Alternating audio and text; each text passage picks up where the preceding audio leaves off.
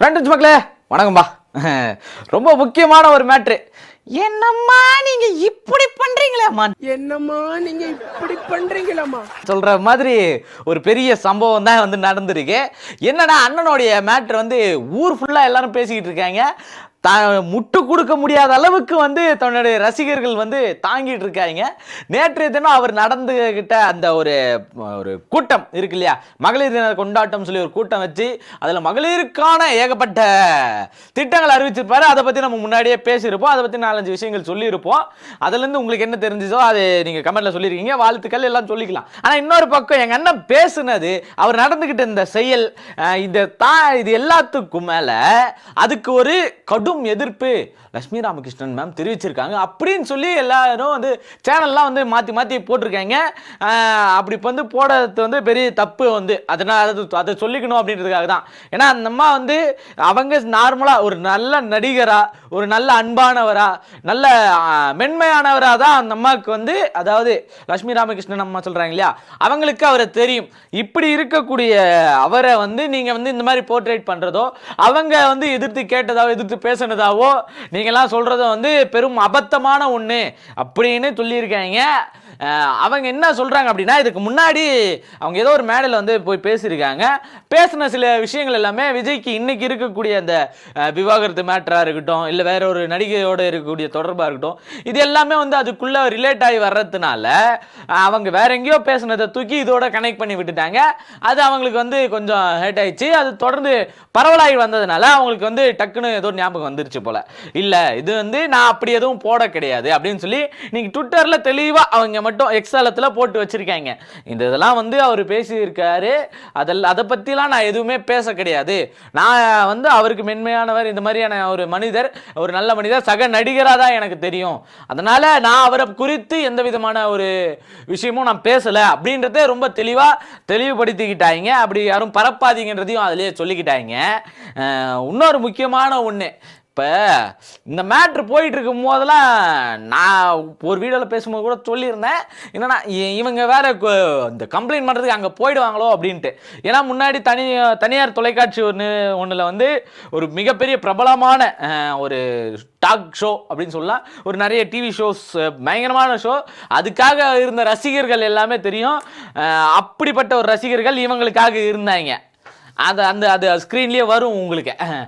என்னன்னா அப்படி இருந்த அவங்க, அவ்வளோ பேசின அவங்க, அத்தனை மக்களுக்காக, அத்தனை பெண்களுக்காக குரல் கொடுத்த அவங்க இன்னைக்கு யாருக்காக நிற்கிறாங்க, எதுக்காக நிற்கிறாங்க, எந்த ஸ்டாண்டில் நிற்கிறாங்க அப்படின்றது ரொம்ப முக்கியமான ஒன்று.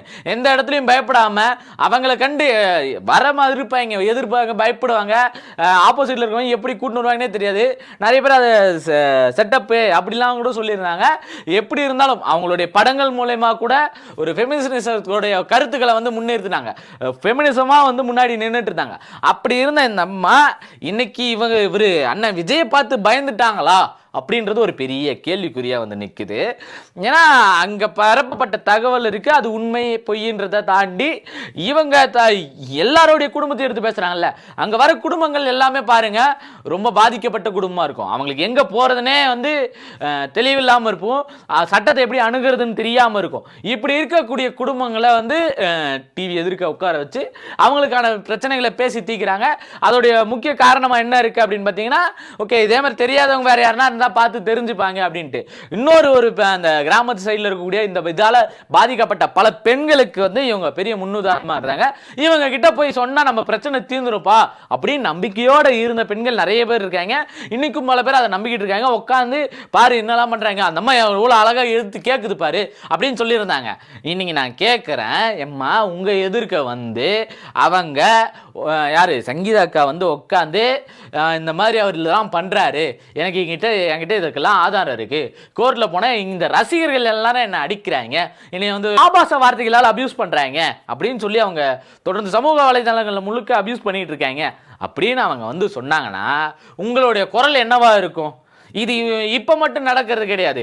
அவங்களுடைய நிகழ்ச்சி இன்னைக்கு வேற ஒரு தொலைக்காட்சியில் தனியாக ஒன்று போய்கிட்டு தான் இருக்கு. இப்போ இது போய்கிட்டு இருக்க இந்த சூழல்ல அந்த மாதிரி ரொம்ப முக்கியமாக யோசிச்சு பார்க்கணும். இதுக்கு முன்னாடி இன்னொரு தனியார் தொலைக்காட்சியில் பிரபலமான நிறைய காமெடிகள் சொல்லக்கூடிய ஒரு தொலைக்காட்சியில் சமையல் நிகழ்ச்சியில் ஒன்று கலந்துக்கிட்டாங்க. அதில் கலந்துக்கிட்டதுலையும் கூட வந்து அங்கே ஒருத்தர் ஜட்ஜா இருந்த ஒருத்தர் வந்து இதுக்கு முன்னாடி இதே மாதிரியான ஒரு கான்ட்ரவர்சியில் மாட்டினாரு. அவரை பற்றி என்ன பேசுகிறாங்க அப்படின்றது கேட்டிங்கன்னா அதுக்கும் எந்த விதமான பதிலும் எந்த விதமான ஸ்டேட்மெண்ட்டும் அவங்க கிட்ட இருந்து வந்தது கிடையாது.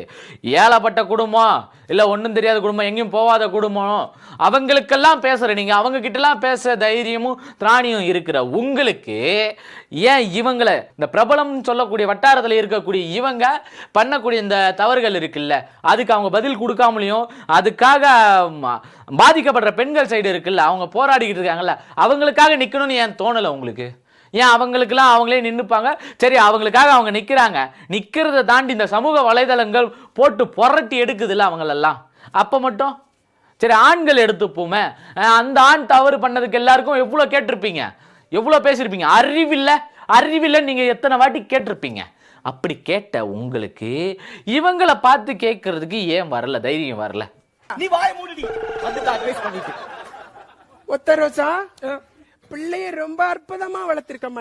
எத்தனையோ பிரபலங்கள் ரொம்ப சின்ன இடத்துல இருந்து வரவங்க சமூகத்தில் பெரிய பங்காற்றிக்கிட்டு இருக்காங்க. எப்பா என் பேரே கெட்டாலும் பரவாயில்லப்பான்னு சொல்லி இந்த சமூகத்துக்காக பங்காற்றுறவங்க நிறைய பேர் இருக்காங்க. அப்படி இருக்கிற இவங்களுக்கு இருக்கிற அந்த தைரியமும் திராணியும் உங்களுக்கு இருக்குதா இல்லையா? அதை விட்டுட்டு வெறும் அப்பாவி மக்கள் அவங்களால எதிர்த்து பேச முடியாது, அவங்க அதிகாரத்தை நோக்கி பேச முடியாது, தான் முன்னாடி வந்து ஒரு கேமரா இருக்கு அதனால அவங்களால பதில் பேச முடியாது, எப்போ எங்கள் குடும்ப விஷயத்தை நாங்களே பார்த்து அவங்க சொல்ல முடியாது. அப்படிப்பட்ட பெண்களுக்காக நீங்க எல்லாம் நிக்கிறீங்க. இதெல்லாம் ரொம்ப வரவேற்கத்தக்க ஒண்ணு. அந்த வரவேற்பை நாங்க எடுத்துக்கிறோம், அது எல்லாத்தையும் தாராளமா பாராட்டுறோம். ஆனா அப்படி பண்ணக்கூடிய அவங்களுக்காக நிக்கக்கூடிய நீங்க இவங்களுக்காக நின்னு இருக்கணும் அப்படின்றது ரொம்ப உண்மைய தன்மை இல்லையா? அப்படி நீங்க நிக்காம இருக்கிறது ஏதோ ஓரவஞ்சனை பண்ற மாதிரி, அதாவது மேல்தட்டு வர்க்கம் கீழ்த்தட்டு வர்க்கம் நீங்க பிரிக்கிற மாதிரி இல்லையா? அது அந்த வர்க்க ரீதியான பிரச்சனைகளை நீங்க பாக்குறீங்களா? அந்த வர்க்க ரீதியான பிரச்சனையா நீங்க பாக்குறீங்க. அவங்களுக்கு மட்டும் நான் குரல் கொடுக்க மாட்டேன், ஏன்னா அவங்க என் மேல கேஸ் போட வாய்ப்பு இருக்கு, உங்க மேல கேஸ் போட வாய்ப்பு இருக்கு. இவங்க என்ன பண்ணுவாங்க, ஏற்கனவே அவன் மேல கேஸ் போட தெரியாம தான் அவங்க உங்க எதிர்க்க வந்து உட்கார்ந்து இருக்காங்க. அப்ப இவங்களுக்கு நீங்க எதுவும் என்ன தெரியுதோ அதை பண்ணிட்டு போயிடுறீங்க, என்ன பேசணுமோ அதை பேசிட்டு போயிடுறீங்க. அப்ப அங்க நடக்கிற சம்பவங்களை வரவேற்கிற மாதிரி இவங்களுக்கு நீங்க நடந்தா ஆஹா இவங்க தான் யாருக்கு தப்புனாலும் நின்று இவங்க கேட்பாங்கயா, இவங்க கிட்ட போனா உண்மையிலே அது சரியாகும்யா அப்படின்னு ஒரு தைரியம் வரும்ல. ஏதோ நீங்க பேசுறதா சொல்லி யாரோ எடுத்து போட்டாங்க, அது வருது ஒரு விஷயம். அதுக்கு நான் அதுக்காக இன்னும் எந்த இதுவும் பண்ணல அப்படின்னு நீங்க சொன்னதோடு நிறுத்தி இருந்தா பரவாயில்ல. அதை தாண்டி அவர் உங்களுக்கு எப்படி தெரியும்னு ஒரு போர்ட்ரேட் பண்றீங்க. அதுக்கு தாண்டி இன்னும் பல விஷயங்கள் இருக்கு. அப்ப நீங்க இந்த சமூகத்துக்கு பெண்களுக்காக முக்கியத்துவம் கொடுக்கிற இடத்துல சங்கீதாவுக்கு மட்டும் ஓரவஞ்சனை காட்டுறீங்களா? அப்ப விஜய் வந்து உங்களுக்கு தெரியும் நல்ல மனிதர் தெரிஞ்சவருக்காக பாரபட்சம் பாக்குறீங்களா அப்படின்னு ஒரு பெரிய கேள்விக்குறி இங்க ஏற்படுது இல்லையா? அப்ப உங்களுடைய ஸ்டாண்ட் எதுவா இருந்திருக்கணும்? அந்த ஸ்டாண்டை நீங்க என்னவா பதிவு பண்ணியிருக்கணும் இந்த இடத்துல? அவங்க நடந்த விஷயத்தை பத்தி நீங்க அட்லீஸ்ட் இதை சொல்றேன் நான், என்னன்னா நடந்த விஷயத்தை வச்சு நீங்க எதையும் முடிவு பண்ண முடியாது, அதை நம்ம தேர்ந்தெடுத்து தான் முடிவு பண்ணணும். அவங்க சொல்லக்கூடிய ஸ்டேட்மெண்ட் உண்மை என்னன்றத ஆதாரம் அவங்க கோர்ட்ல கொடுக்கறதா சொல்லியிருக்காங்க. அதை கொடுத்ததுக்கு அப்புறம் என்னுடைய பதில்கள் வரும். அது வரைக்கும் இது போட்டது வந்து இதுக்காக பேசுனது இல்லை அப்படின்னு நீங்க சொல்லியிருந்தீங்கன்னா அது நியாயம்.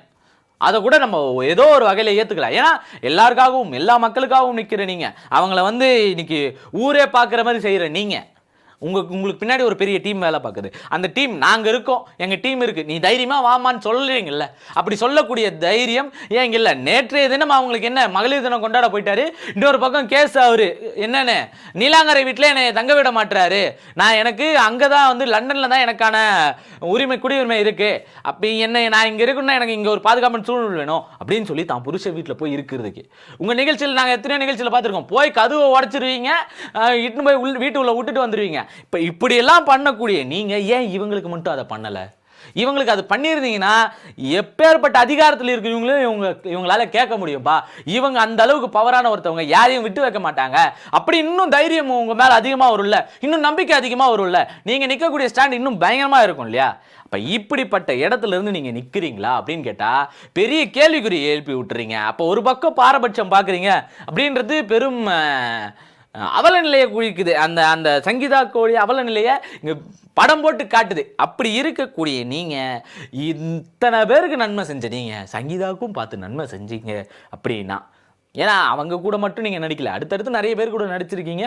உங்களுக்குன்னு அந்த மத்தியில் அந்த வர்க்க மத்தியில் உங்களுக்கு ஒரு பேர் இருக்குது. அந்த வர்க்கத்தை நீங்கள் தொடவே மாட்டீங்க. அவங்க கிட்ட வர்றதெல்லாம் நீங்கள் தொடவே மாட்டீங்க. அதெல்லாம் தவறுன்னு நீங்கள் சுட்டி காட்ட மாட்டீங்க. இங்கே வராங்க இல்லையா அப்பாவி மக்கள், அவங்கள மட்டும்தான் சுட்டி காட்டிக்கிட்டு இருப்பீங்க. அவங்கள எதிர்த்து கேள்வி கேட்பீங்க. உங்களுக்கு உண்மையான அந்த தைரியம், திராணி இது எல்லாமே இருந்தால் நீங்கள் என்ன பண்ணணும்னா, இவங்களுக்கு எந்த அளவுக்கு ஒரு அட்வைஸ் கொடுக்குறீங்களோ, ஒரு நல்வழிப்படுத்துறீங்களோ, அந்த மாதிரி இவங்களுக்கும் நீங்கள் செய்யணும். ஏன்னா இதுக்கு முன்னாடியே நீங்கள் செய்யலை.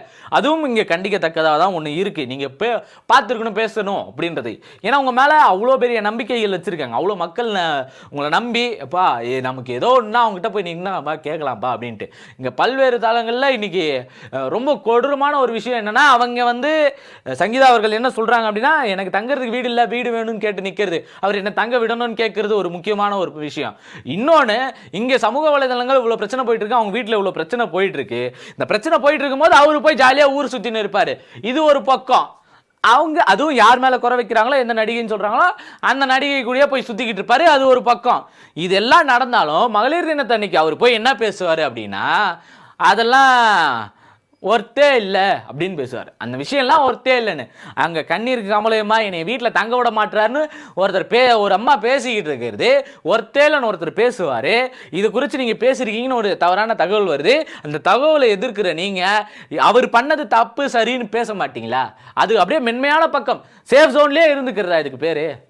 அப்போ இவங்களுக்கும் வராதிங்க, அவங்க பிரச்சனையை அவங்க பார்த்துப்பாங்க. இப்படி இருக்கக்கூடிய சூழலில் அவங்களுக்கு நீங்கள் தனிப்பட்ட முறையில் ஏதாச்சும் பண்ணுறீங்கன்னா தாராளமாக தனிப்பட்ட முறையில் பண்ணுங்கள். பொதுவெளியில் எடுத்துன்னு வந்து நிறுத்துறது இருக்கு இல்லையா, பொதுவெளியில் இருக்கவங்க பொதுவெளியில் பண்ணக்கூடிய பிரச்சனைகளை பற்றி நீங்கள் எதுவும் பேசலை. ஆனால் தனிப்பட்ட முறையில் நடக்கிற பிரச்சனைக்கு பொதுவெளியில் எடுத்துகிட்டு வந்து பேசுகிறீங்க. ஆக்சுவலாக விஜய்க்கு கூட நடக்கிறது அவங்களது தான் வந்து பர்சனல். அந்த பர்சனலை ஏன் கலறீங்க, அவங்க எதனா பண்ணிட்டு போகிறாங்க அப்படின்னு சொல்லக்கூடிய இடத்துல இருக்கிறத நீங்கள் அதுக்கு பொதுவெளியில் பேசலை. ஆனால் ரொம்ப மறைமுகமாக நடக்கக்கூடிய ஏதோ ஒரு ஊரில் ஏதோ சின்ன இடத்துல நடக்கக்கூடிய விஷயங்களை கொண்டு வந்து பொதுவெளியில் பிரம்மாண்டப்படுத்தி காட்டுறீங்க. இப்போ இது ரெண்டுத்துக்கும் நீங்கள் கம்பேரிசன் எங்கே கொண்டு வரீங்க? இது ரெண்டு ஈக்குவலைஸ் ஆகணும்னா நீங்கள் ரெண்டு பேரையும் கேட்டு ஆகணும். அப்படி ஒரு ஸ்டாண்டை எடுத்தீங்கன்னா உங்கள் மேலே இன்னும் நம்பிக்கைகள் பெருகும். நீங்கள் நிற்கிற ஸ்டாண்டு சரின்னு தோணும். இல்லை பார்ஷியாலிட்டி தான் பார்ப்பீங்க. அப்பாவி மக்கள் பொதுவெளிப்படுத்தப்பட்டுக்கிட்டே இருப்பாங்க. பொதுவெளியில் இருக்கிறவங்க மக்களுக்காக பண்ணுறேன்னு சொல்லிக்கிட்டு இருக்கவங்க அவங்க இன்னைக்கு ஒரு பேரை வச்சுக்கிட்டு இருப்பாங்க, இன்னைக்கு அவங்க 1008 தப்பு பண்ணுவாங்க. இன்னொரு பக்கம் ஒரு நரேஷனை செட் பண்ணி அவங்க அதுக்குள்ளே வாழ்ந்துட்டு போயிடுவாங்க. அப்படின்னு இருந்தால் பணம் இருக்கிறவன் என்ன வேணாலும் பண்ணலாம், பணம் இல்லாதவன் ஏதாச்சும் ஒரு பிரச்சனைனா டிவிக்கே வந்தாலும் பரவாயில்ல, ஊரெல்லாம் பார்த்து சிரித்தாலும் பரவாயில்ல அப்படின்னு இந்த இடத்துல நிற்க வேண்டிய சூழல் இந்த நாட்டில் இருக்குன்னா இதை நான் எப்படி சொல்கிறதுன்னு தெரில. அவ்வளவு அவமானப்படக்கூடிய ஒரு செயலாக அது இருந்துக்கிட்டு இருக்கு. இதை குறித்து நீங்கள் என்ன நினைக்கிறீங்க மக்களே அப்படின்னு சொல்லி அதையும் நான் உங்ககிட்டயே கேட்குறேன். நீங்களே கமெண்டில் சொல்லிட்டு போயிடுங்க. மறக்காமல் சப்ஸ்கிரைபு, லைக்கு இதெல்லாம் போட்டு விட்டு போயிடுங்க. உங்களுக்கு என்ன தோணுதோ என்னை திட்டுன்னு நினச்சாலும் தாராளமாக கமெண்டில் திட்டிட்டு போயிடுங்க. நன்றி, வணக்கம்.